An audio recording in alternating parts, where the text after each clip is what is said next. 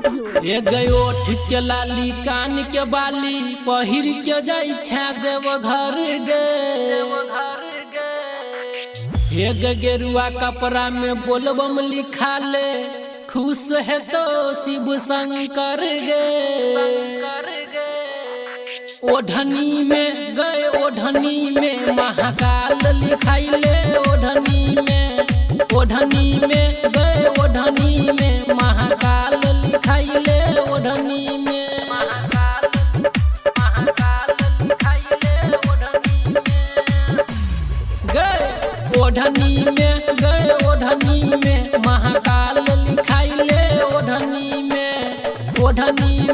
गए ओढ़नी में महाकाल लिखाई ले ओढ़नी में गए ओढ़नी में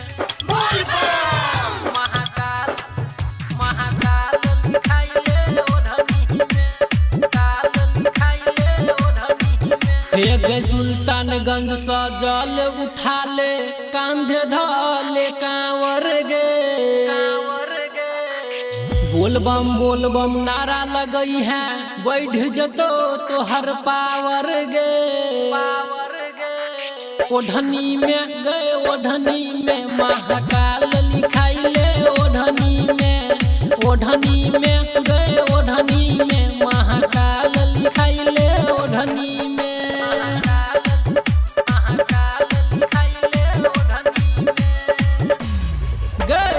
ओढ़नी में गए ओढ़नी में महाकाल लिखाई ले ओढ़नी में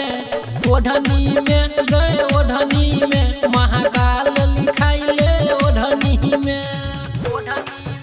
गए ओढ़नी में महाकाल लिखाई ले ओढ़नी में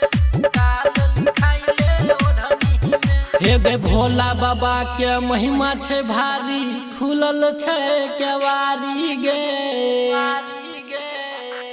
सच्चा मन सजो तू पूज में दुल्हा खोज दतो त्रिपुरारी गे ओढ़नी में गए ओढ़नी में महाकाल लिखाई ले ओढ़नी में गए ओढ़नी में महाकाल लिखाई ले ओढ़नी में महाकाल लिखाई ले ओढ़नी में गए ओढ़नी में महाकाल लिखाई ले ओढ़नी में गए ओढ़नी में महाकाल लिखाई ले ओढ़नी में Presented by Savaria Music.